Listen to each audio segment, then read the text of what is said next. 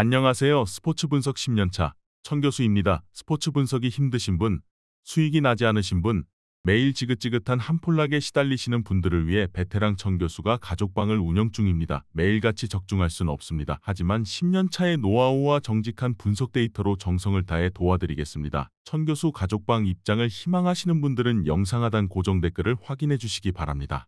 9월 29일 해외 축구 6경기 분석 시작하겠습니다. 첫 번째로 프로시노네 대 피오렌티나 경기 알아보겠습니다. 프로시노네는 중원 전력 중 2명이나 빠진 것이 상당히 커 보이는 상황이다. 특히 하루이는 다소 잠잠한 공격진을 대신해서 팀 내 공동 최다 득점자라 생각보다 중원 전력의 누수가 공격력에 미칠 영향력이 상당히 좋지 않을 것이 예상되는 상태. 피오렌티나도 프로시노네와 비슷하게 중원 전력이 뛰어난 편이고 로테이션에 적극적이라서 체력적인 부분도 중원에서는 크게 느껴지지는 않는 유형의 팀이다. 피오렌티나는 인테르와의 경기에서 0대4로 대패한 것을 제외하면 나름대로 잘 나가고 있는 중. 역시 인테르와의 경기는 중원 전력의 견고함을 가지고 있던 상대라 피오렌티나가 열세였을 수밖에 없었다. 앞서 언급했듯이 중원 전력의 로테이션으로 체력을 제법 비축하는 스타일이고 다소 아쉬운 최전방 대신 보나벤투라로 구성된 이선이 이를 커버하는 중. 생각보다 콰르타가 공격에 나서면서 적립하는 공격 포인트도 꽤 쏠쏠하다. 피오렌티나의 승리를 기대하는 매치다. 일단 중원 전력의 누수가 있는 프로시노네인데 여기에는 팀 내 최다 득점자도 있는 상황이라 생각보다 프로시노네의 전력 누수가 크다고 봐야 할 듯하다. 피오렌티나가 중원 전력이 아주 열세가 아니라면 전반적으로 좋은 득점력과 기세를 이어가고 있다는 점도 장점이다. 이에 저희 천교수 스포츠는 피오렌티나 승을 추천합니다. 핸디 언어버 및 최종 조합은 고정 댓글 링크를 통해 가족방에서 확인해주세요. 두 번째로 몬차 대 볼로냐 경기 알아보겠습니다. 몬차는 중원의 힘으로 버티는 힘은 뛰어난 편. 다만 올 시즌 초반 분위기가 최악인 엠폴리를 상대로 2골을 넣은 것 이외에는 최근 5경기에서 멀티골을 넣은 경기는 없는 상황이다. 볼로냐도 원정에서 강호들에게는 약했지만 올 시즌에는 패배가 없는 데다가 지난 시즌에도 중하위권 팀을 상대로 괜찮은 성적을 냈다는 점은 생각해봐야 할 듯하다. 볼로냐도 몬차와 비슷하게 잘 지지는 않는 팀이지만 공격력은 장담하기 어려운 팀. 최전방의 공백을 지르크지가 메우고는 있지만 전임자 아르나우토비치만큼의 스탯을 쌓고 있지는 못하다. 바로우도 직선적인 유형이라 골문을 직접적으로 타격하는 유형은 아니다. 따라서 지난 시즌 중하위권 상대로 괜찮았던 원정에서도 승리는 한 골 차이의 신승이 많았던 편이다. 두 팀이 잘 지지는 않는 팀이나 득점력 때문에 잘 이기는 팀이라고 보기도 어려운 상태다. 두 팀 모두 서로를 이기기는 어려울 것으로 예상된다. 이번 경기 최종 조합 픽은 아래 고정 댓글 링크를 통해 오시면 가족방에서 무료로 공개합니다. 세 번째로 그라나다 대 베티스 경기 알아보겠습니다. 그라나다는 동적으로 움직이면서 기동력을 살린 공격을 바탕으로 공격진이 제 몫을 해주지 못하는 상황으로 보기는 어렵다.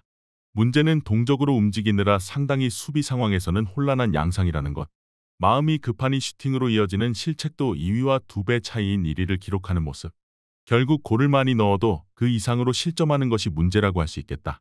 베티스는 기동력이 늘 좋지 못한 팀이라 동적으로 움직이는 그라나다에게 실점 가능성이 적다고 보기는 어려울 듯하다.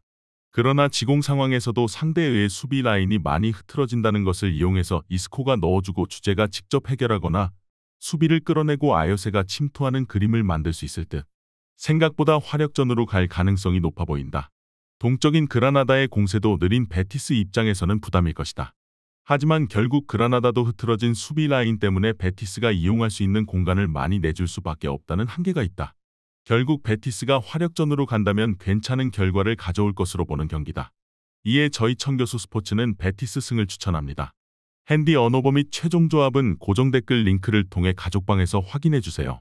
영상 잘 보셨나요? 나머지 경기들 보시기 전에 천교수 스포츠 조합 픽 받는 법 알려드리겠습니다. 앞서 말씀드렸다시피 핸디 언어버 최종 조합 픽은 가족방에서 매일 최신으로 공유 중입니다. 가족방 입장 원하시는 분들은 영상 하단 고정 댓글 확인해주세요. 나머지 영상도 재밌게 시청해주시고 유익한 정보 얻어가시기 바랍니다. 네 번째로 셀타비고 대 알라베스 경기 알아보겠습니다.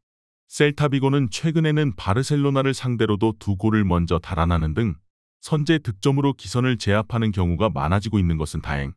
아스파스를 중앙으로 옮긴 시프트는 일단 성공적으로 보인다. 물론 수비에 집중하느라 후반에는 에너지 레벨이 떨어져 지난 경기에서도 80분 이후 3골을 얻어맞고 패하는 등 알라베스를 상대로도 실점 가능성을 높게 봐야 하지 않을까 싶다. 알라베스는 생각보다 전력에 비해서 중앙에 힘을 주고 압박 강도를 높이는 스타일. 이것이 잘 먹히면 세비야 전 같이 측면을 파서 내골을 만드는 등 생각보다는 공격력에서의 잠재력은 있다.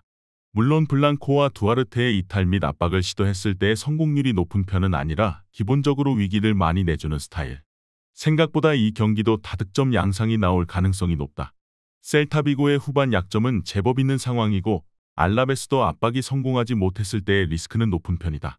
최근 전적 자체가 셀타비고에게 기울고 있고 선제골 비중도 높아졌다는 점에서 승부에서는 셀타비고의 기세를 신뢰할 수는 있겠다.